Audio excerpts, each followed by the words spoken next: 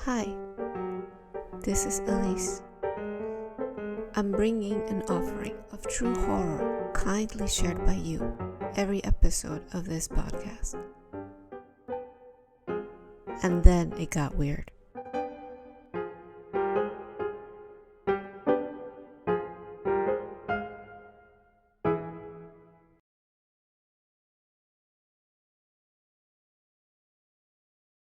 Honestly, I have a bunch of crazy or unexplainable stories to tell. However, one of the ones that comes to mind goes like this. This happened roughly 2 years ago when I was 21. I was known for dealing with various substances at the time. I was living with my mom and dad. It was just us three.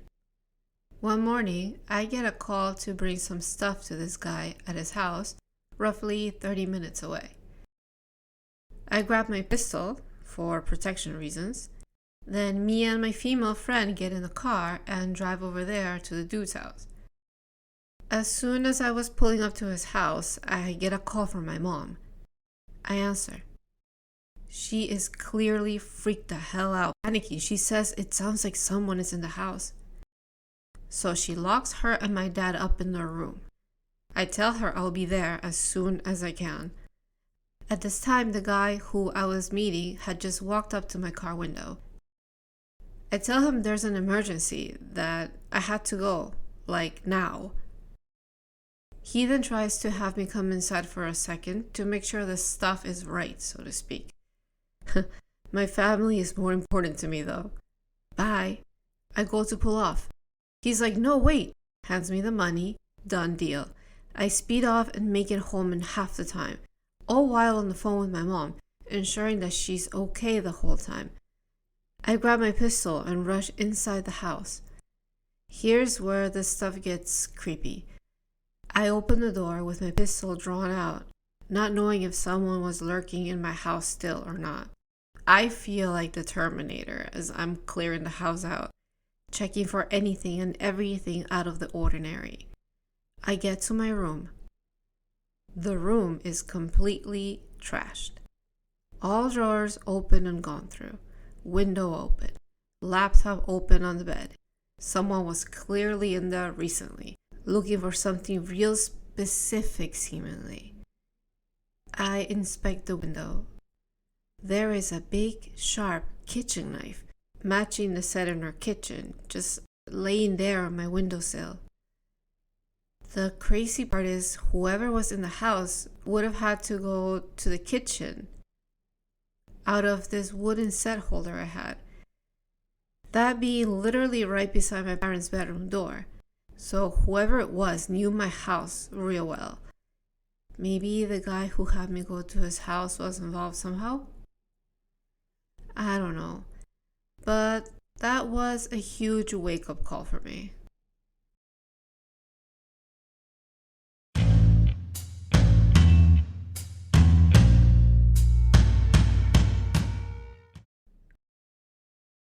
A few years ago, my mother was having some trouble that required her to call the Exterminator. And she asked if I would go to her house and let the guy in. She told me to not leave him alone and to follow him around and ask questions, as she said. I wasn't sure what kind of questions she meant, but I mean, sure, I can open the door and follow someone around and maybe annoy them. The Exterminator arrived, and I followed him from room to room, asking whatever questions came to mind at that moment. Like stuff like, have you been getting a lot of calls for stink bugs? Or did you ever need to get a rabies shot? What's the largest thing you ever had to exterminate? Stuff like that. So for an hour, I followed this man while he patiently answered my ridiculous questions. And he said he enjoyed our conversation.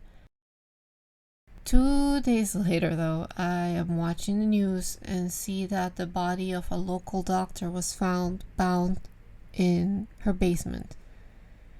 And her corpse was lit on fire. The very next day, the news flashes a photo of the man arrested for the murder of the doctor. and he looked very familiar to me. So I guess you know who I saw. And I got a full body chill. It turns out that the doctor was having an issue with mice and called an exterminator, the same one that my mom had called. The day after, I was asking this man so many questions, stuff like, do you ever get a rabies shot? Or what's the largest thing you had to exterminate? Stuff like that. He apparently snapped because the doctor was rude, apparently, and for him, asked too many questions and talked down to him.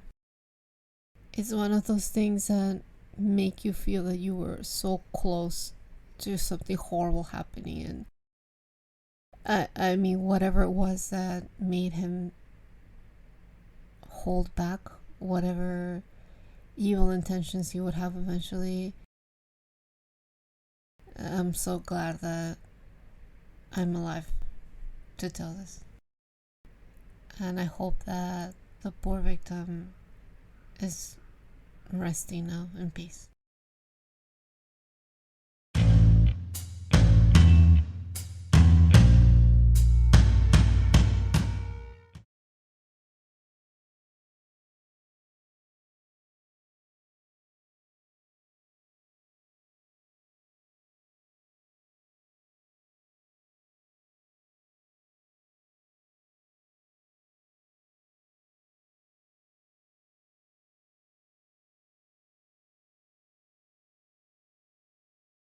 First off, some background info. I'm from Latin America and immigrated to Australia. This happened when I was super young, so places and ages are a bit blurry to me, but I was about 8 and my sister was 5. My grandma and aunt came to visit, and I believe this happened when we were visiting Sydney Opera House. The 6 of us were just walking and admiring the surroundings in front of us. I was just at that age where I thought I was a big girl and I didn't want to hold my mom's hand, and my sister copied everything I did, so I was walking beside my mom and my sister next to me. No one else noticed as they were talking and taking pictures. Also, the fact that grandma was kind of frail, so the attention wasn't really on us as much as on her. I suddenly had a bad feeling.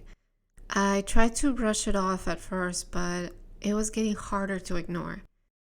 It was when I looked next to me that my sister was gone, completely disappeared, that my heart completely dropped. In my panic, I looked around, but it was when I looked behind me and saw these men holding my sister's hand and leading her away. I still remember this so vividly. There were 4 of them. They were wearing suits and they looked like foreigners too. Stupid me didn't tell my parents straight away. Instead, my adrenaline made me run to her and grab her. I just shouted at her. What on earth was she doing? I was too young to really understand, but my sister's always got a lot of attention as a kid, and she was too polite and she was just frozen when I grabbed her. My parents finally noticed and ran over.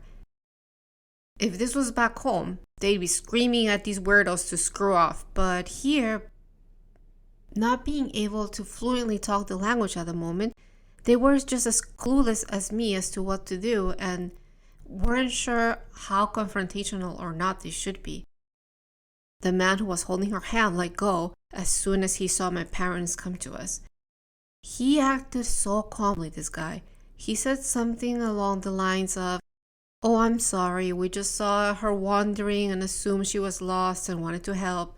Yeah, sure. He took out his phone and took a picture of her right there. He just said, "She's so beautiful, I just need to show my friends." "Well, I'm glad we found her for you, bye."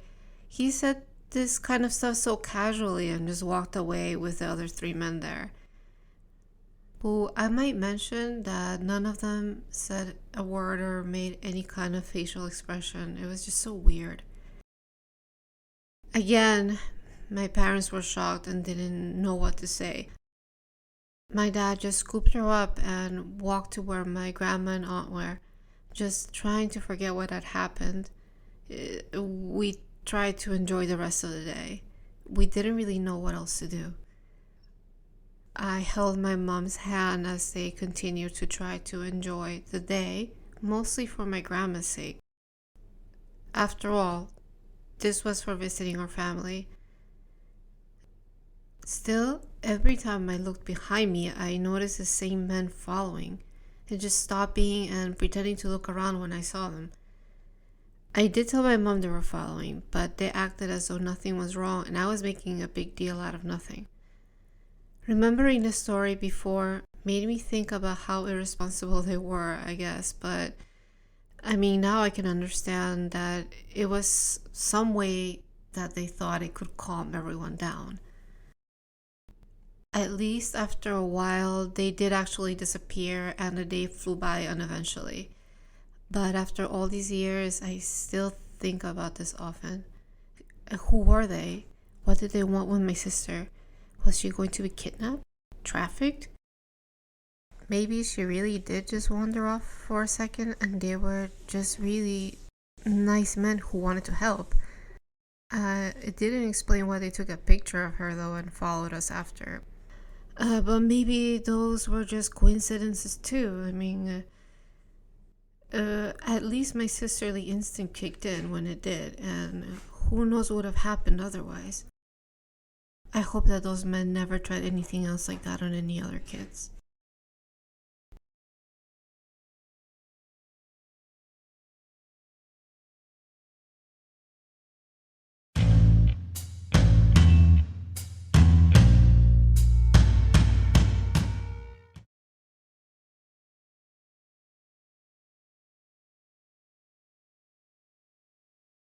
For the next story, if anybody here is too young to know the ASL of the chat rooms, that is what you would write on chat rooms to ask the other person's age, sex, and location. And we would answer naively. It was a different time. I remember clearly those days when that was the norm. Anyway, here we go on to the next story. Remember the early days of the web? AOL software upgrades arrived in the mail on a CD-ROM. Family members shouted across the house at one another if an incoming call on the landline interrupted the painstaking 10 minutes it took to get from the America Online sign-in screen to hearing, "You've got mail," throughout the room. Recipients of multicolored chain emails truly pondered the threat against their luck for the next 7 years if they didn't abide by the message's command to forward it to 7 friends. Better not risk it, we told ourselves as we quickly typed out 7 email addresses in the recipient field. And finding everything there was to know about a person online, something anyone can do today with a few keystrokes and a credit card, was a lot harder to do back then. But not for Corey. I was 15 years old. At the time, ambiguous and exotic usernames like Pina Colada 33 or Brunette Baby 87 were all the rage. Naive as we early screen name pioneers were, this anonymity was smart. Social media was in its infancy. Zanga was a go-to haven for teens and tweens to vent their angst while informing the world they were currently listening to Screaming Infidelities by Dashboard Confessional. Everyone was friends with Tom on MySpace. AIM didn't exist as a standalone messenger service just yet, so it was MSN Messenger or bust. But if you had a true AOL account like I did, you were set up with all you needed to discover this new, hyper-connected, free-for-all world of the early 2000s World Wide Web. Your own email inbox, a new page to create a personal profile, access to chat rooms on just about any topic or hobby you could possibly imagine. It was exhilarating until it was terrifying. One afternoon, I jumped into one of these chat rooms. A/S/L 16/F/Boston. I watched the usual exchange between total strangers scroll across my screen for several minutes, hoping to find my opportunity to finally chime in and introduce myself. Ultimately, I got bored and left the chat without typing a word. Bleep. An instant message appeared on my screen.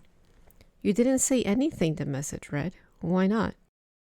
Who is this? I responded, confused by the username I didn't recognize.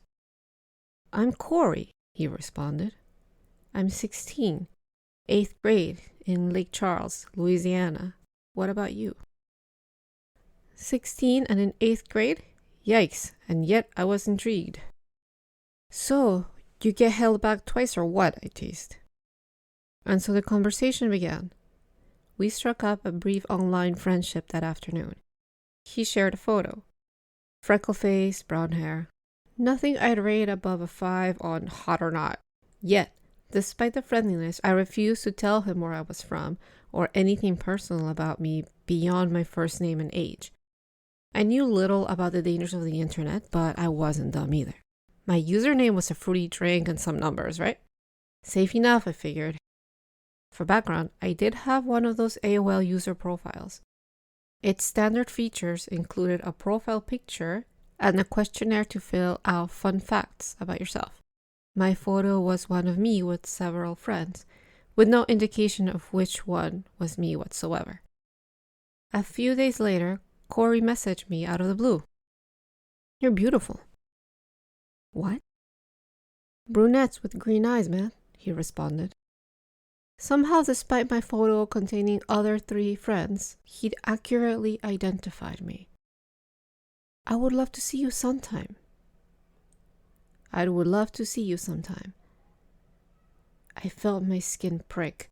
I politely told him something to the effect of that not being possible and quickly logged off.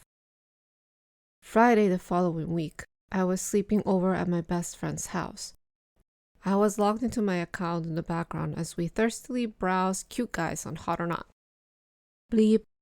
Who's messaging you? My friend asked. I knew it. It was Corey. Hey, you live in Houston. Your parents are James and Sarah Miller. And you live at 1655 South Grand. Of course, these city names and addresses have been obviously changed. You know that feeling when you're on a roller coaster during a sharp drop and your heart jumps into your throat? That was the moment. Fortunately, we managed to find that AOL did, in fact, have a block user feature that night. That was it. So long, creepy 16-year-old middle schooler with scarily good online sleuthing skills. It didn't last long. The next day, a screen name similar to Corey's messaged me. That was it. The next day, a screen name similar to Corey's messaged me. He had another account. I quickly blocked it. This happened 5 more times. I finally went dark for a while. Sure, I missed the thrill of seeing the yellow envelope appear in my virtual mailbox, but it was better than the threat of being harassed by Corey. A few weeks later, I got home from school. My little sister was a baby at the time, 14 years my junior. So she had a nanny who stayed with her during the day while my parents were at work. When I walked through the door of the kitchen, she handed the phone to me. It's for you, she said with a quizzical look on her face. Who is it? I really don't know. Some boy with a twang in his voice. Sounds like he's from East Texas or Louisiana. Oh, God. Hello? I finally muttered into the phone. Hey, pretty thing, it's Corey. Hey, so my friends and I are all into the show Jackass. We're thinking of making a trip over to Houston and doing some pranks around town next week. How hilarious would it be if we surprised you at your front door? I choked out a nervous laugh. I mumbled an excuse about having a quiz the next day and quickly hung up. For the next few weeks, I slept with a knife under my mattress. I was absolutely terrified I'd wake up to this Lake Charles stranger boy on the balcony outside my window. How did he get my phone number? Just as soon as he'd invaded my sense of security, he seemingly disappeared. No instant messages, no uninvited calls to my home. The knife finally went back to his respective kitchen drawer. 2 months passed and I felt gloriously safe. Until the phone rang the first week of summer break. "Hi," the voice said curtly. "Who is this?" I politely demanded. "It's me, Corey." Let me be clear. This wasn't the same voice I'd heard 2 months ago. That voice was dripping in southern syrup. It was young and full of mischief. This new voice was different. It was cold. It lacked any discernible accent. It was older. I was speaking to a grown man. "I'm sorry I haven't been able to talk to you," he hurriedly blurted. Why did he sound rushed? "I feel terrible, but the police came to my house. They took my computers away from me. I can't say why, but don't worry, I'll come to Houston soon." Click. That was the last day I used that username. I deleted that account and created a new one. I embarrassingly told my parents I'd made a huge mistake, despite having shared nothing that could have easily revealed my personal identity. Even if I had, the threat back then wasn't what it is now. This was nearly 20 years ago. People simply didn't have the online presences that they do today. As a teenager with no social media yet, I was virtually a ghost, but still I was convinced I was somehow culpable for this stranger, this man, a predator who clearly had advanced knowledge of computers and the internet, singling me out and making it his mission to learn everything about me through whatever means possible. He was determined to get to me. I'm only grateful that even at 15, I knew better. I knew better than to trust that this freckle-faced kid from an online chat room had fully benign intentions. 2 decades later, I still wonder where Corey ended up. Hopefully behind bars.